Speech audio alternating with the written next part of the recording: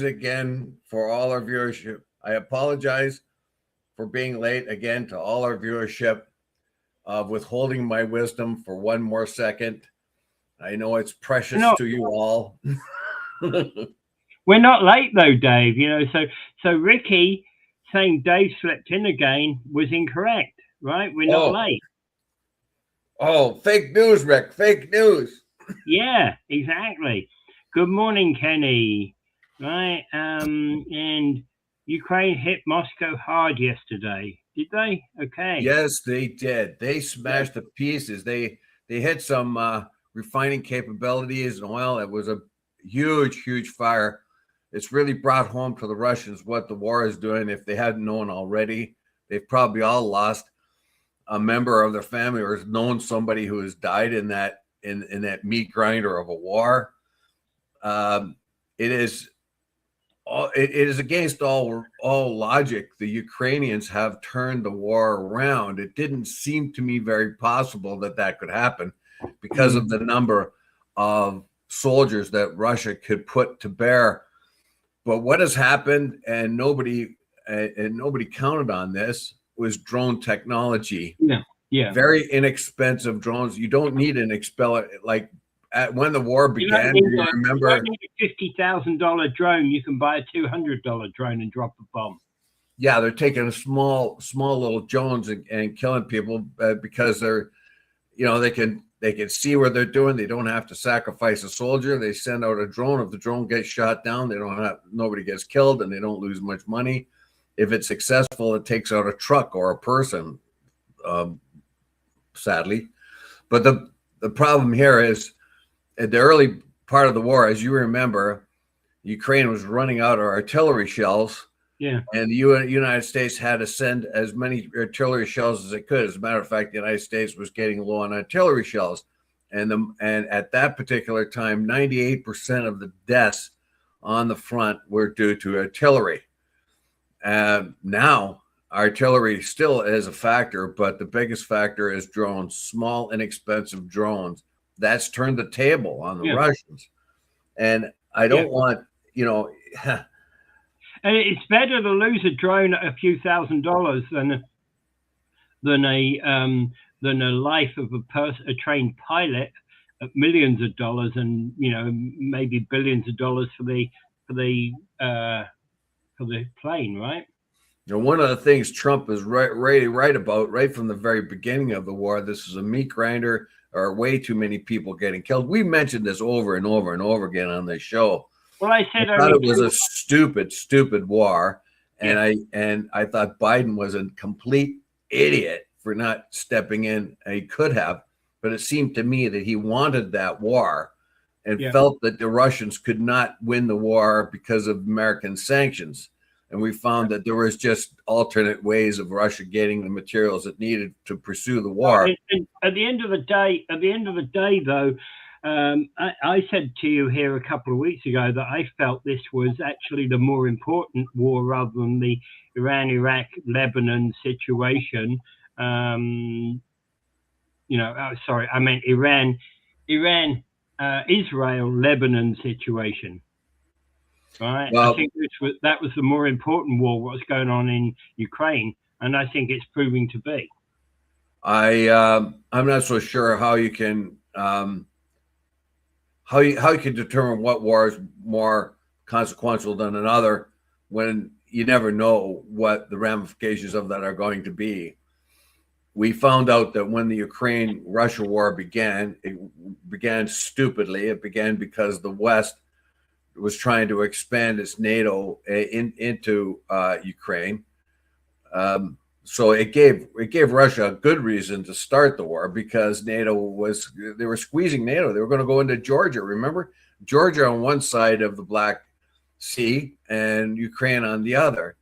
It was just completely stupid the way the West pursued itself, and it caused this war, if you ask me. And unfortunately, Ukraine got stuck in this, and Russia too, because of bad ideas on the West part, particularly NATO, when it kept poking the bear with the NATO stick. And But at the beginning of the war, we found out that a lot of the grains that came out of the Ukraine and Russia, remember, Russia and Ukraine can have incredibly fertile steppe regions that grow a massive amounts of grain. As a matter of fact, it's on the Ukrainian flag. It's got yellow on the bottom and blue on the top. Blue is the blue sky. Yellow is the fields of grain that are coming to harvest. That's the symbol of it there. Yeah. Now, they were able to manage to get those grains to market because both Russian and Ukraine need that, and the world needs it. So in this, as far as getting grains out to market, they kind of look the other way, both of them, I think, this time, because so much of the world depended on the grain that came out of the Ukraine and Russia via the Black Sea. That got solved, maybe not perfectly, but it got solved that people weren't actually starving because they were removed from grain. But this Lebanon thing with Israel could have more consequences than we think. Yeah, we'll talk about it. So in terms of the Iran and Lebanon wars that are going on, Netanyahu has been blasted a couple of times, but he's basically saying the Israeli troops will occupy southern Lebanon, and there is no choice about that. Yeah, he's exercising his authority in the United States. This is not the first time that the U.S. has tried to rein in Israel. And the only really successful time it has done is under Reagan. You have to go all the way back to Kennedy before Reagan, where Kennedy withheld munitions from Israel because Israel was misbehaving. When I think it was Sharon went into to Lebanon, Reagan said that they were committing a Holocaust, or Holocaust-like words like that anyway. Yeah. When they massacred 1,500 Palestinians in a refugee camp. They themselves didn't do it, but they got the Christian Phalanx to do it for them. Under their orders, they were massacred. It was their strategy, and the unethical ways in which they conducted the war in Lebanon. Reagan came down on them hard. Yeah, and he put them in their place. Since that time, though, the Israeli lobby has become so powerful, almost no president or congressman or senator will stand up to Israel at all. We do know also that the legacy media will not report accurately on what Israel does. This has become more and more even journalists that used to work in the news agencies are all piping up now, saying the legacy media resist. You couldn't say certain things. It didn't matter if you were on the right or the left. Israel was protected. It's just like the Congress. 75% of the Congress is bought by the AIPAC, take money from AIPAC. And the understanding is, doesn't matter how much money you take from us, as soon as you take it, you are now a part of our allegiance. And anything you say that we don't like about Israel, we're going to work against you, aka Thomas Massey. The interesting thing about this is Trump is basically urging Netanyahu to take a softer touch on Lebanon. He's basically he's using rhetoric that no other American user has dared to use publicly for at least the last 4 presidents, anyway. And the tension is rising as as Trump has recently criticized Israel's attacks on Lebanon, which is threatening to negotiate this whole peace deal.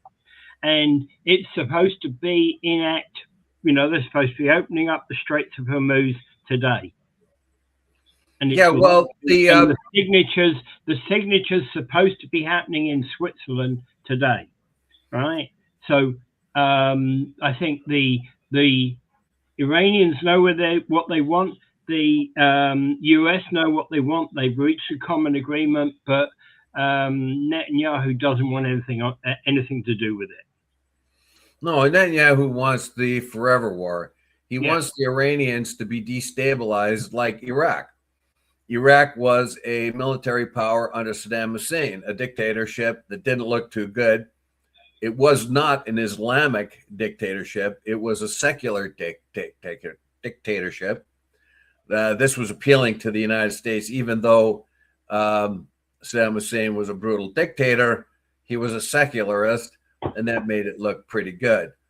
Now, what Israel wanted was if you believe, I think it was Jeffrey Sachs, I heard about it for the first time, but I kind of figured this out anyway on my own. I argued about this before. I remember that the whole idea is to destabilize the region so you didn't have a singular power. Yeah. Look what Syria. Syria was a powerful secular power. It had a powerful military. Iraq was a powerful secular power with a powerful military. Libya was a not so powerful, but it did have a secular authority, and it was a challenge to Israel. What happened? Look what happened to Libya. Let's look at the consequences. Libya is now disunified, right? What has happened to Syria? It is completely disabled, right?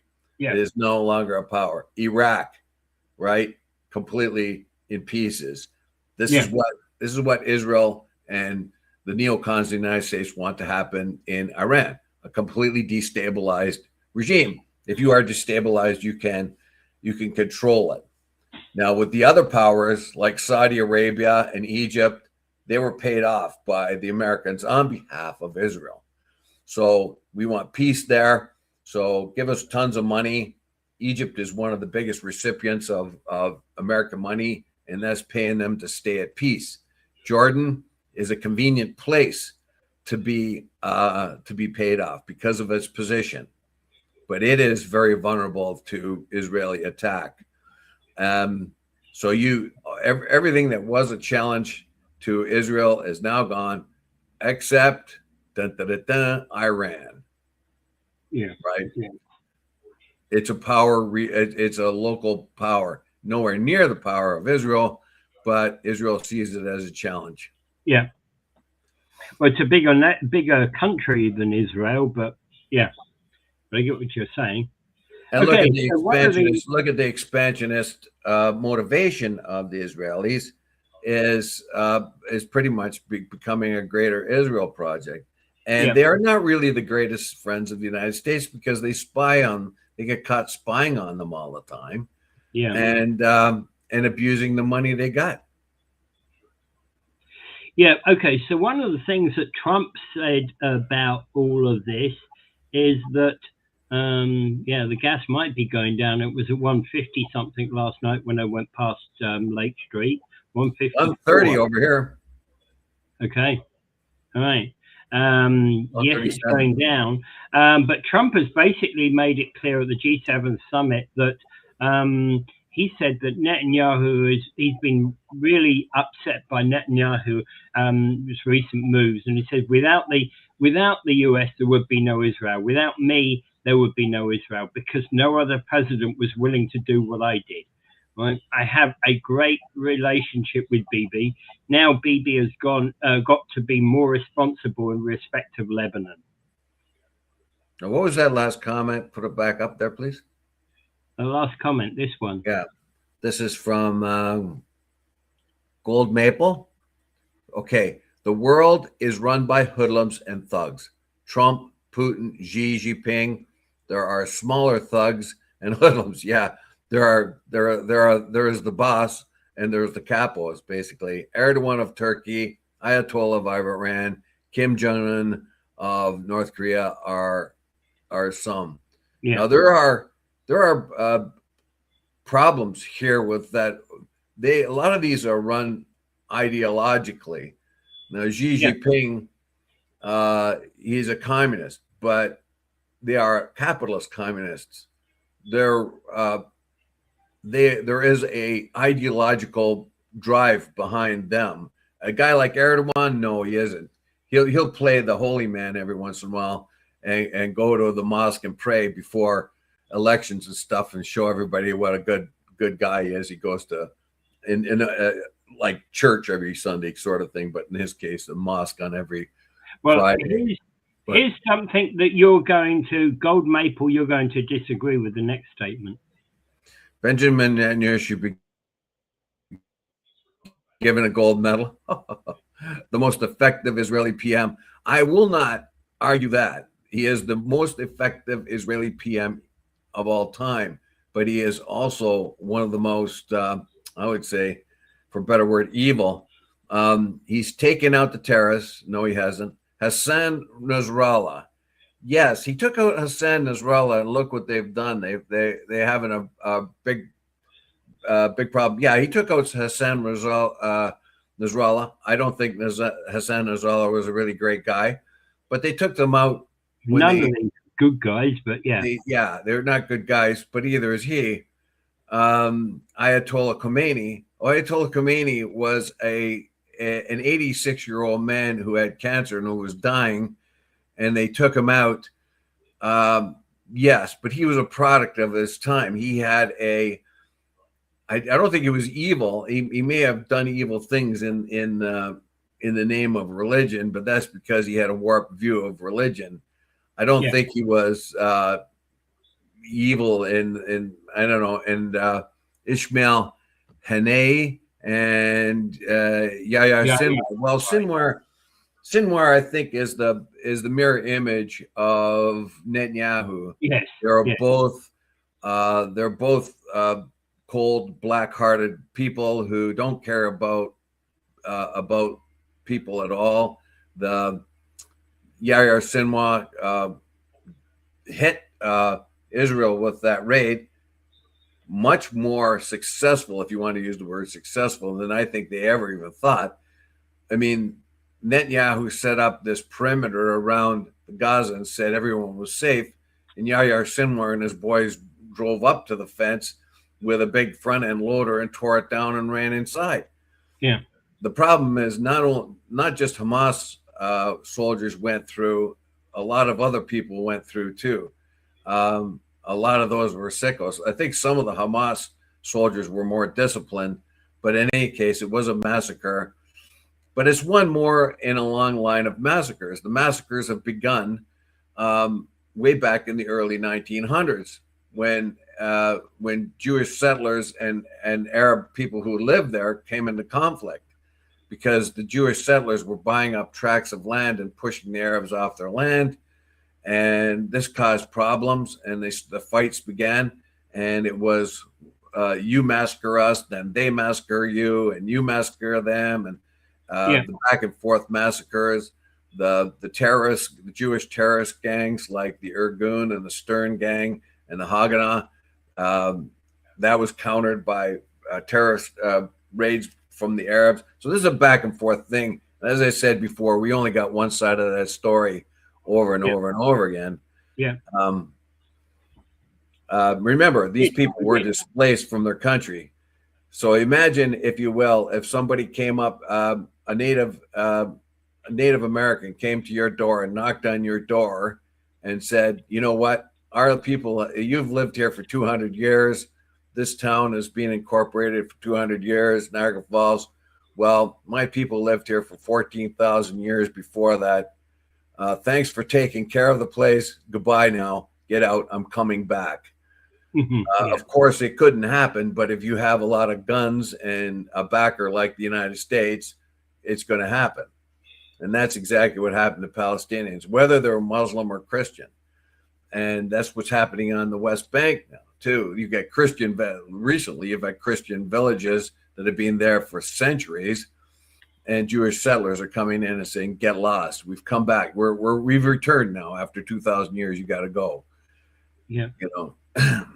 All right. So, Iran must be free from the regime since 1979. 40 years time for 40 years time for freedom. Well, make this very clear. They did not have freedom under the Shah. No, they did not. the whole problem we're having today is because of Western meddling. Yeah. During World War II, you could understand that there was Western meddling during World War II because the British and the Russians took over Iran because it was going to be strategically important for them to withhold the oil that came out of Iran and to block off any possible routes that the Nazi might use in that. So it was strategically important. After the war, the Iranians started their own government. They had a democratic election, and the prime minister or the president, I don't know if they had a prime minister or a president, but let's say they had a prime minister. He came into power.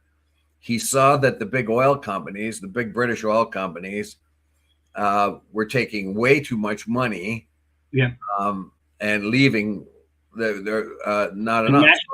Nationalized them all. Yeah. So they said it's going to be 50-50 from now on. Yeah. The oil companies get 50 and the country of Iran get 50. Yeah. Well, you understand Britain did not like that, and the United States did not like that. Of course. So what did they do? They put in the Shah, and the Shah was the Western puppet. And they said, you run the country the way you want it, but all we want to know is you do what we tell you when we need you to do what we tell you, and you're going to provide oil for our oil companies at the rates that we want. We're going to give you lots of money to shut up and do what we say. But in the meantime, the Shah had a brutal secret service that came down hard on people. Yeah, absolutely. They, of course, revolted. Unfortunately, the guy that they chose to be the leader was pretty much like the French Revolution, when they had some pretty dark leaders, and they got stuck with a theocrat, and sadly, they're still stuck with him.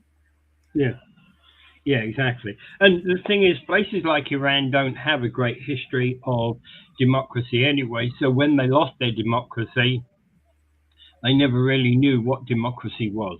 They didn't have a great history in relation to that. Well, they tried to start one, and the Brits and the U.S. And then they put and a lot of things are being said about the nuclear. Why does Iran have nuclear? Well, these United States were the ones that built the first nuclear reactors in Iran. Yeah. All right.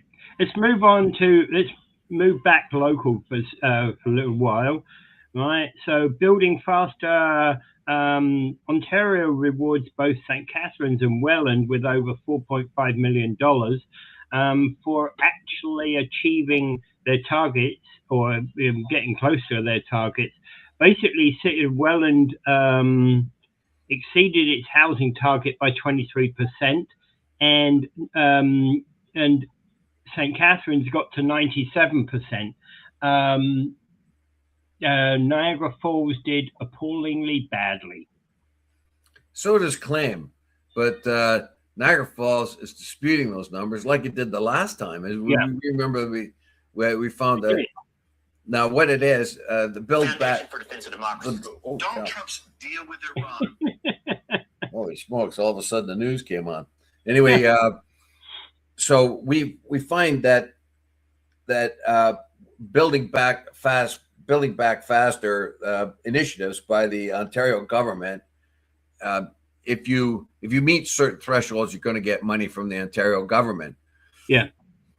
St. Catharines and Welland have done very, very well here. They have they've got their housing in gear, and they're building houses fast, and so the Ontario government is rewarding them with money. However, Niagara Falls hasn't hit those thresholds, but Niagara Falls argues those, say, "Oh yes, we have." Now I don't know. Why can it happen 2 times in a row? Well, the point being is, I think the crux of the argument is that it is about breaking ground.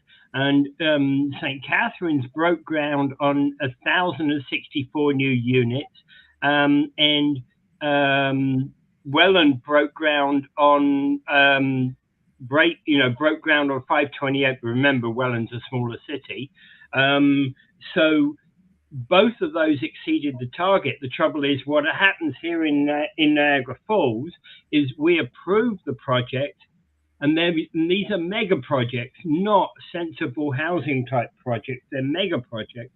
They get approved, and nobody breaks ground. I'm not so sure about that. The mayor has argued that, saying that they actually have footings in place. It says, we believe that we did meet the 80% threshold, right? We've challenged the numbers, and we're in discussions with the province as we speak. That seems to me that happened last year too. Daddy said the city records show more building and foundation starts, and we've been working to get them accounted for, because for some reason, and we're not sure why, our records are not showing or are not aligning. Our planning staff are all over this, and we are confident we absolutely did achieve the 80% target. In other words, this sounds like Trump asking the Georgia governor, find me 11,000 votes. Yeah. Now Diodati's gone to his planning staff. Hey, fudge the figures. Find me a bunch more housing starts. Yeah. And I think it's about the issue about the spades in the ground, because I think we've been approving the housing. We've been approving but most of what we've been approving are these big high-rise, mega projects. These mega projects, the history has shown these mega projects don't succeed. Well, what mega project? Look, if they're housing, if the mega projects are housing, and the foundations have begun, let's say you've got a mega project, you got 60 stories of dwellings, right? Shouldn't that count? It should. It's one footing, but it represents maybe 100. But what I'm saying is they're not getting off the ground. We've seen approval of property after property whereby I can walk past any of those lots today and go, there was supposed to be a building going up here, where 3 years later, nothing. Well, yeah. So if they don't start, they can't count them. As soon as they begin, let's say you've got a unit, and you're going to have 50 residences in that unit. Yeah. Once they break ground and start building, then you can count them, and you can go to the province and say, look, here are 50 residences that are going to be built, 50 apartments or 50 condos or something like that. So, but they haven't been able to. So that's basically, they're doing what they did last year. It seems to me, and correct me if I'm wrong, we ran into the same problem. We were not included in the grant money, and we had to argue. Yeah, we did. There's a birdhouse over here. He didn't count. That kind of thing. Yeah. So I think I don't know. I certainly want our city to get the grant, and I certainly want our city to match what Welland and St. Catharines have done so efficiently. Is getting spades in the ground and getting that housing, because the more housing goes up, that will put the pressure off and reduce the amount of cost for the average person. And by the way, 2026 is the last year of this three-year program.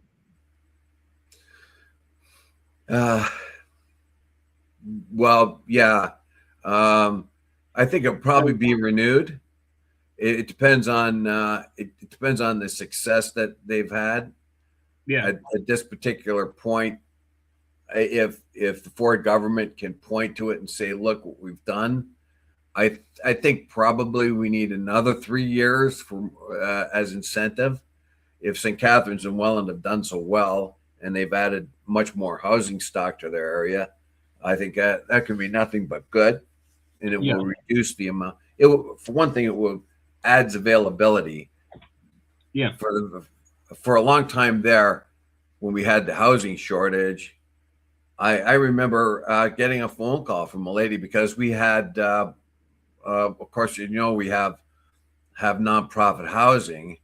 I got a call from a lady that was just kind of desperate. She could afford the place she lived in. It was kind of a dump, but she was surrounded by people who were pretty, not exactly the greatest people, but because of the low income area that she lived in. And she was just asking if there was any way she could get out of there and apply for housing, in a more stable environment like one of our non-for-profits.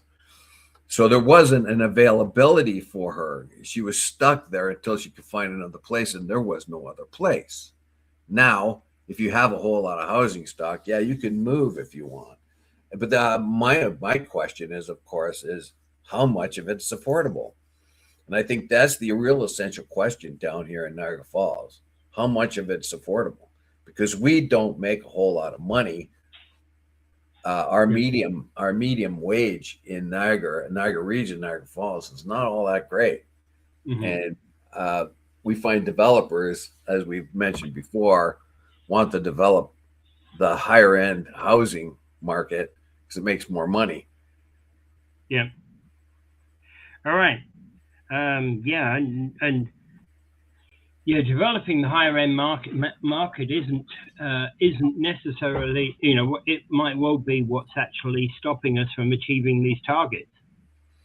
Yeah, they're not looking for you got to come. There's a couple of not luxury, good, practical buildings that have gone up on McLeod. Excellent. There's a building that's now in its second phase that's gone up on Stanley North. Excellent.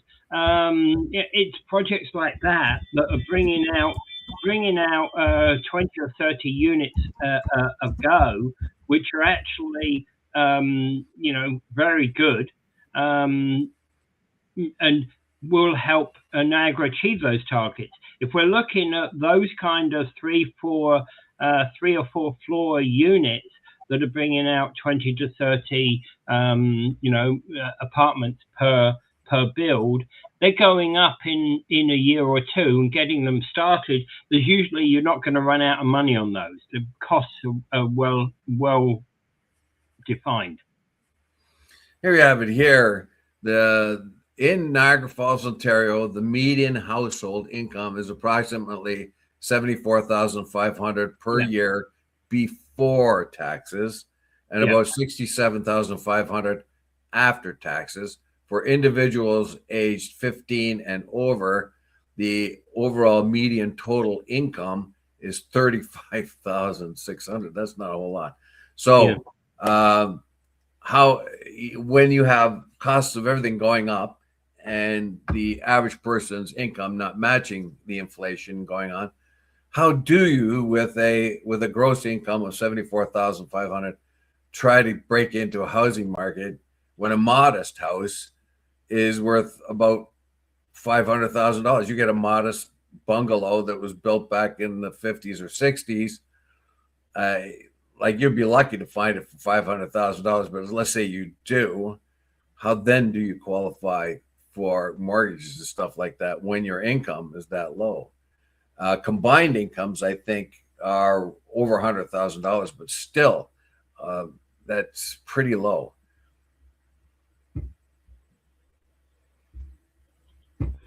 Yeah. Okay, so I'm just putting up on for everybody's sake the comments that are out there. We should say Canada clobbered Qatar in the World Cup the other day. Yes, they did yesterday, 6-0. But Qatar actually had 2 men sent off.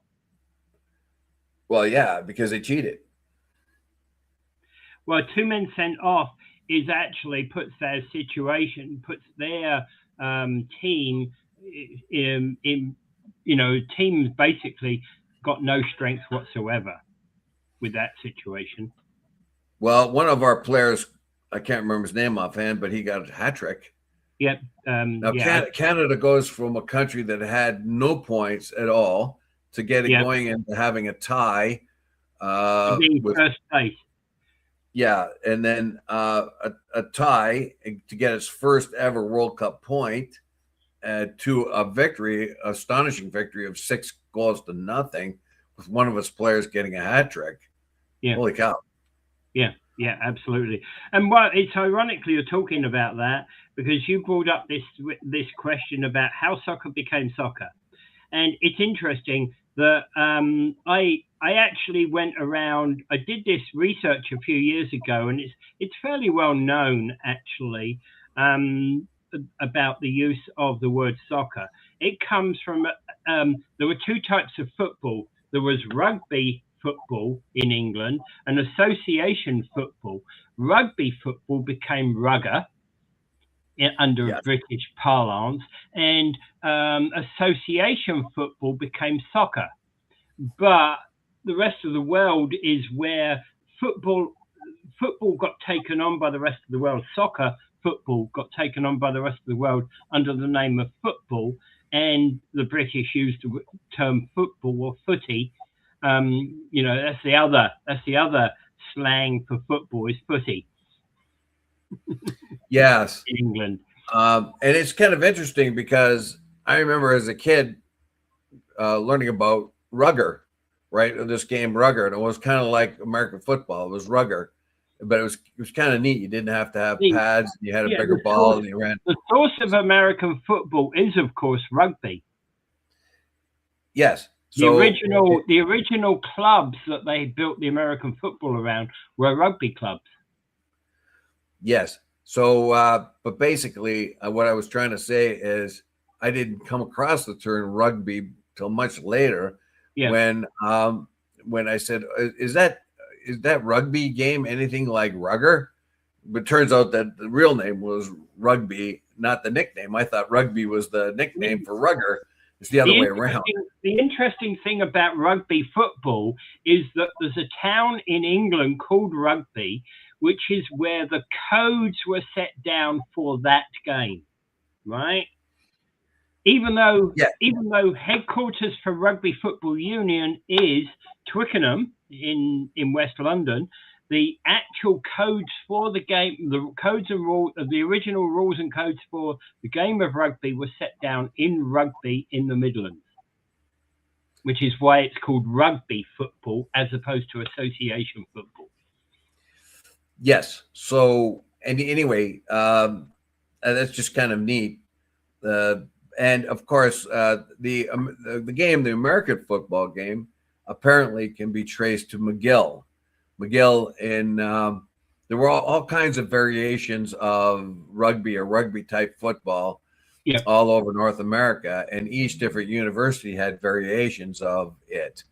And apparently, because so just to simplify the rugby game a little bit, and what happened is McGill came up with a kind of variation that was so much different that they took it down to Yale or Harvard, but I think it was Yale. Yeah, and then they showed that. Yeah, they showed that to their American. They showed that to their American counterparts, and that apparently is where American type football grew from.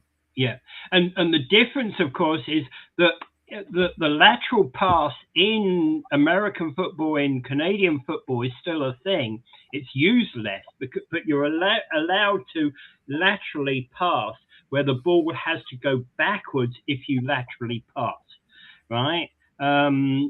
But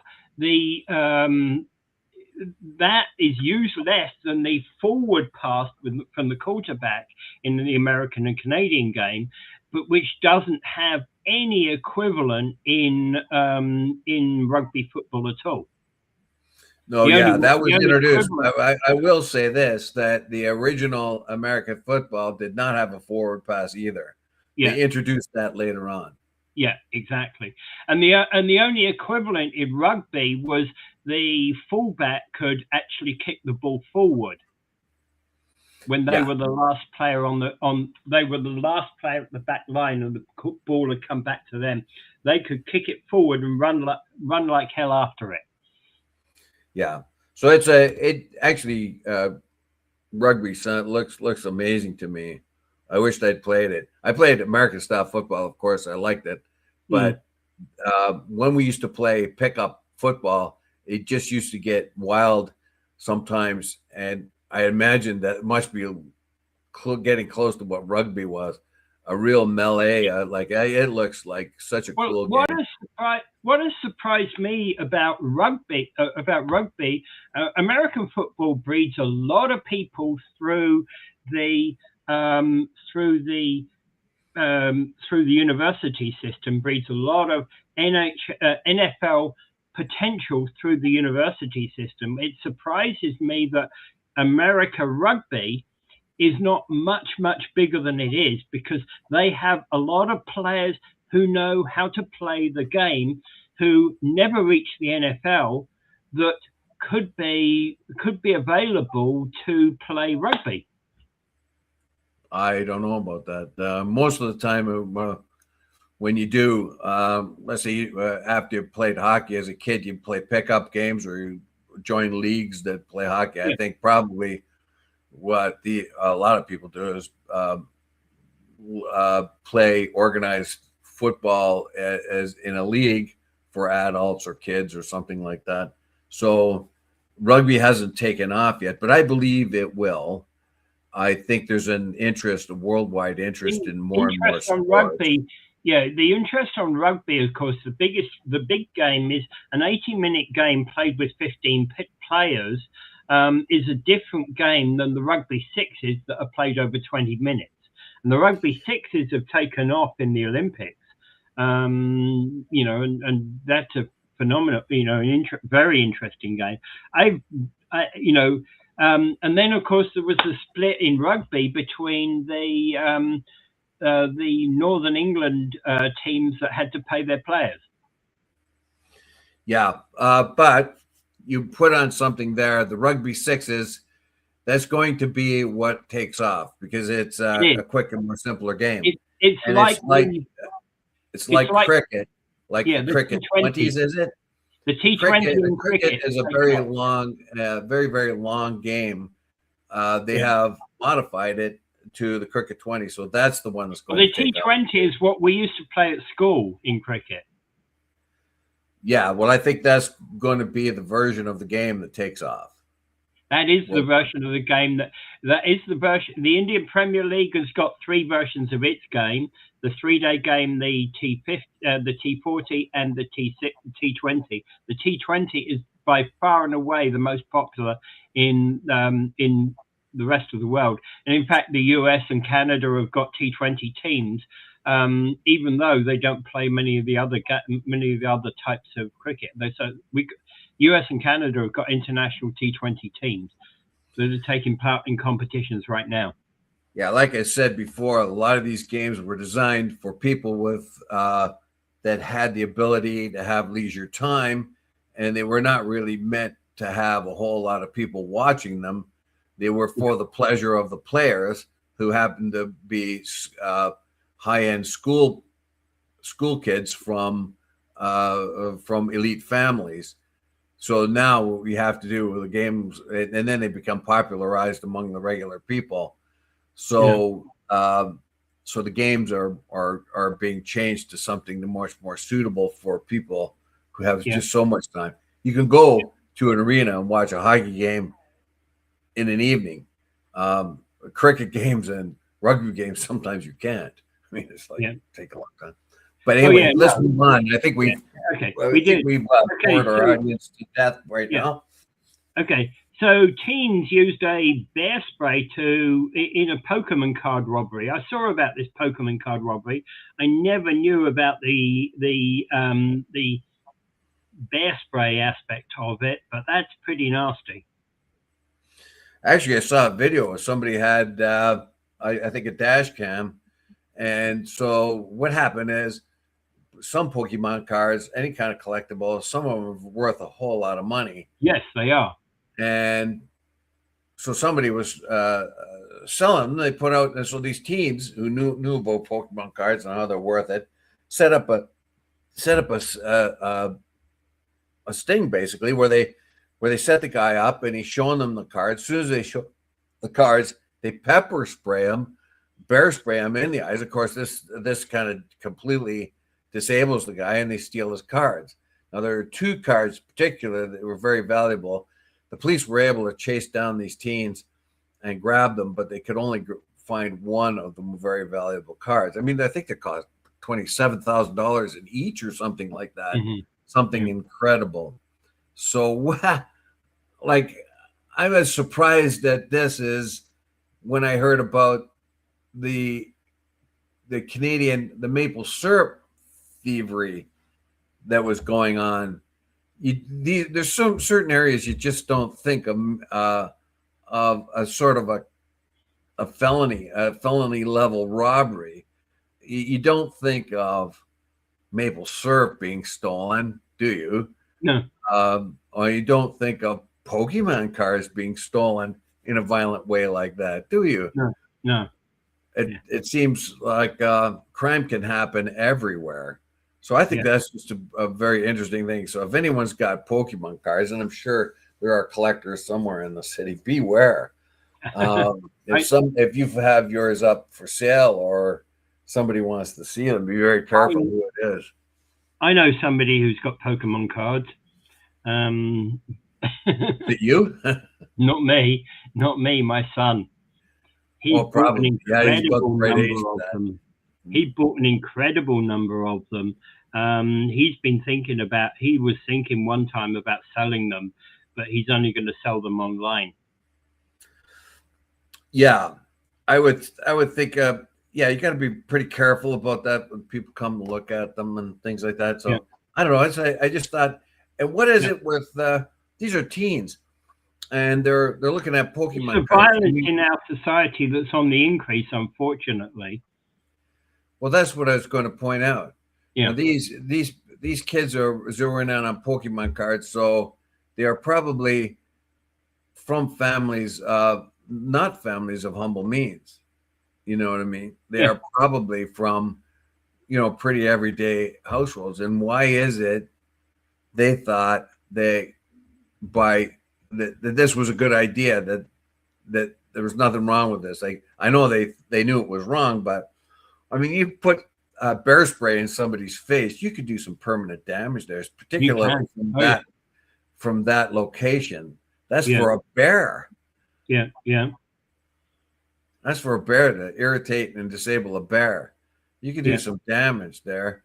Not only that, it's a violent crime when you do that. Yeah. So what is it that motivated teens? I would like to know more where these teens are from, what kind of households they're from. You know what I mean? If it was like kids from a poor neighborhood, the ghetto, you can't really think that kids are motivated for crime. Go ahead. This is about greed, pure and simple. Sure it is. Crime is about the money. Crime is generally about greed. No, this is all about the money. If these cards are worth hundreds of dollars, what crime is. Well, these cards are worth hundreds of dollars, and the card's not very big. It's like a playing card size. Well, they're dumbass teens, because now, like, the card's going to do them no good unless they can fence it somewhere. Yeah. As soon as you start to fence it, they're going to be revealed. Yeah, absolutely. And they're dumb kids too. So if somebody comes along and says, "Okay, I'll give you $2,000 for that $7,000 card," so you can launder it, what are they going to do? Never take you down, Dave. I don't know. I'm just one more guy obsessed with a Ferris wheel.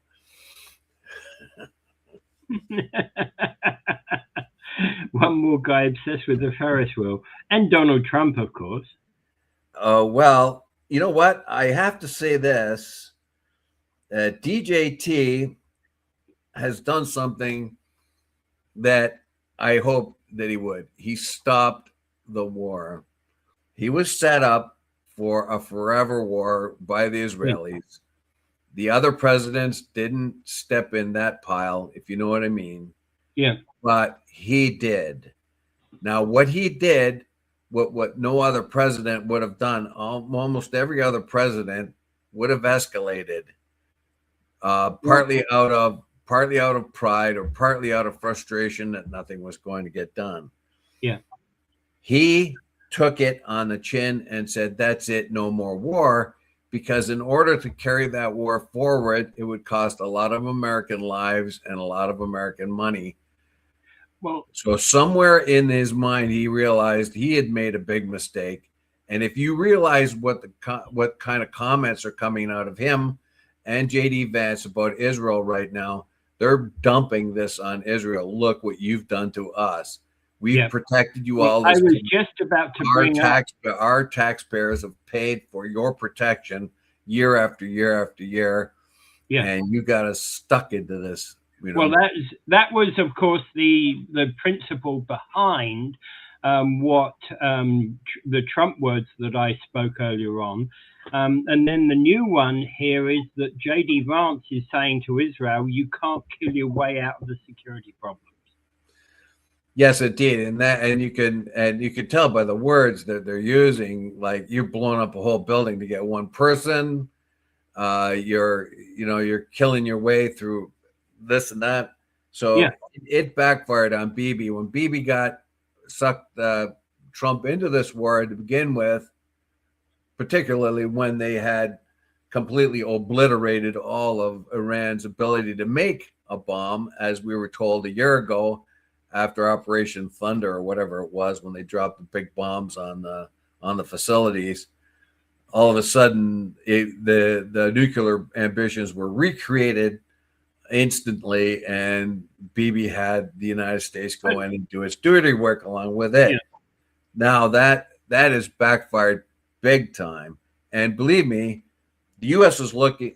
Donald Trump is no dummy. He has now realized what kind of mistake he's made. He won't, of course, admit it, but he's backing out of there, and he's going to concentrate on Cuba. He needs a win. He needs a big, big win. Iran was not a win, as much as he wants to say it. But he did back away. He did not escalate. I've got to congratulate him on that. He did not get sucked into the escalation thing that George Bush did with Iraq, right? Yeah. George Bush declared war, declared victory, and it was many, many years later and much more American lives and money later that they finally left Iraq. Well, let's see what happens during the course of the day. And if you have no nukes, that can be true. Yeah.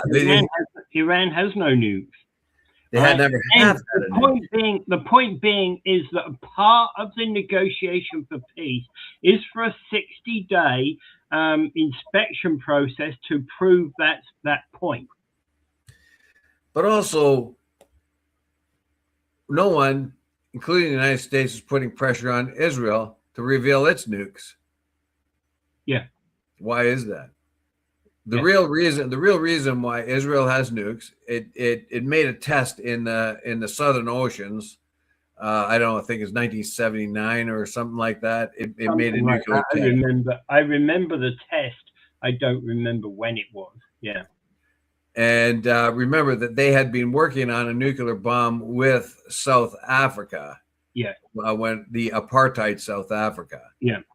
But South Africa had to relinquish its goals to get the nuke, but Israel kept them. And the United States and Israel came to an agreement. The United States cannot trade weapons with any country that hasn't signed on to the nuclear treaties, right? So they came to an arrangement to say, pretend you don't have one, and we'll pretend we don't know about it. So officially, they have never revealed their nuclear facilities, but they do. This is, of course, very irksome to anyone in the Middle East. Of course. Now, the nuclear inspectors are all over Iran, or have been, up until the JCPOA was discontinued by Trump. Now, what you're going to have, and we said that too here, there's only two ways you can go at this particular point, is you're going to have to escalate big time with more American blood and treasure, or you're going to have to come up with your own version of the JCPOA. So that's what they've done. They've come up with their own version of the JCPOA. But again, in Al Jazeera is basically saying the US-Iran Swiss talks have been delayed as Israel continues to pound Lebanon. Yeah, Israel is not cooperating. They say we're not. The signing of this treaty is, the signing of this treaty is being put at risk, isn't it? Well, Iran, I think Iran just pounded northern Israel with missiles. I think it was just yesterday, wasn't it? Because Israel kept bombing the crap out of Lebanon. Remember, they're not only just going in.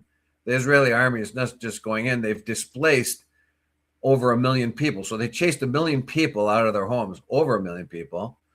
And then when they do take over the land, they bulldoze their homes. And this is not bulldozing homes of Hezbollah leaders or Hezbollah members. They bulldozed a Christian village there, as we remember, and an Israeli soldier was smashing up the statue of Jesus. So they basically what they're trying to do is scoop as much land as possible. Netanyahu knows that he can ask for forgiveness later.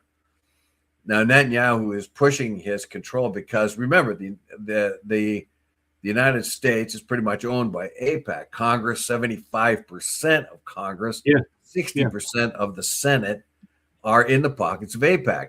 Yeah. Right? Which is the Israeli lobby. That gives them a whole lot of power. It gives Netanyahu a whole lot of power. And Trump himself has taken a huge amount of money from the Israeli lobby. Marjorie Adelstein is the one that gave him an incredible amount of money, and she claims herself more as an Israeli than an American. And right now, according to breaking news on Newsweek, Israel is furious with Trump's Iran deal and is bombing Lebanon right now. Yeah, they're saying we're going to do what we want to do.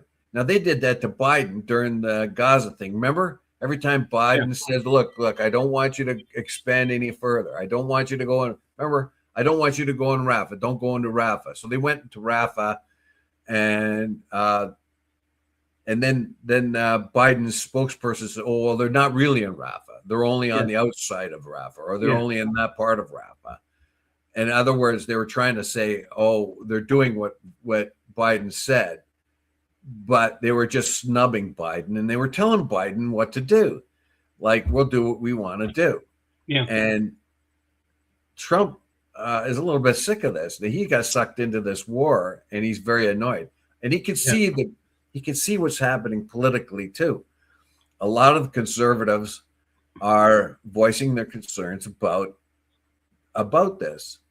And Ricky says, "Get your gas today." Well, I agree with him. Yeah, I get it. Yeah, really, because that war might reignite.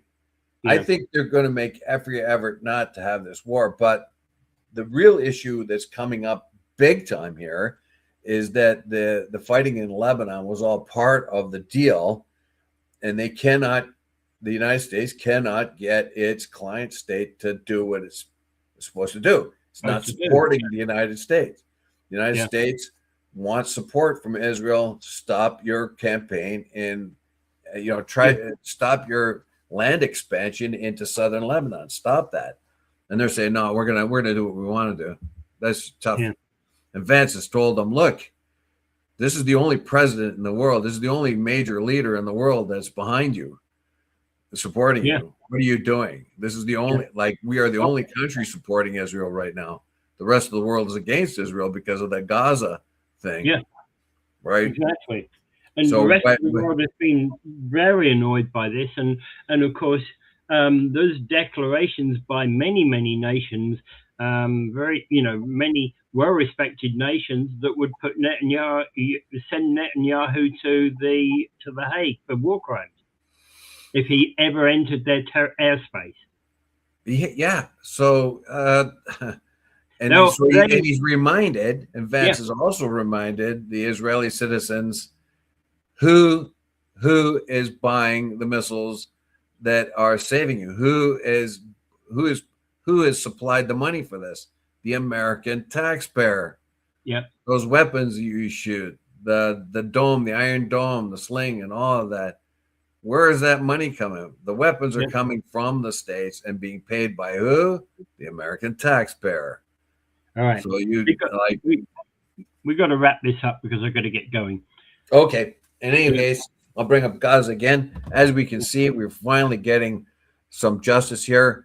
A so-called democracy cannot go walking into a place that it has oppressed year after year, and when that place attacks violently and bloodthirstily, like Hamas did, do not forget that Hamas got their money from Netanyahu, who got it from Qatar and gave it to Hamas because they wanted no unification of Palestinian ideas. They wanted that division between the Palestinian Authority and Hamas, so they supplied Hamas with lots of money. That money backfired when Hamas attacked them on October 7th. There's a lot of story. Everybody singles in on that one event and said, "Oh, wow, that what a monstrous thing." And it was a monstrous thing, but it was only one more monstrous thing in a long line of monstrous things. Absolutely, yeah. And we never get the Palestinian side of the story because of the legacy media in the United States and the West are almost prohibited. Won't tell it, yeah, absolutely, won't tell it. All right. So now things are changing. Anyway, without further ado, I bid you pray for peace. Absolutely, and have a good week.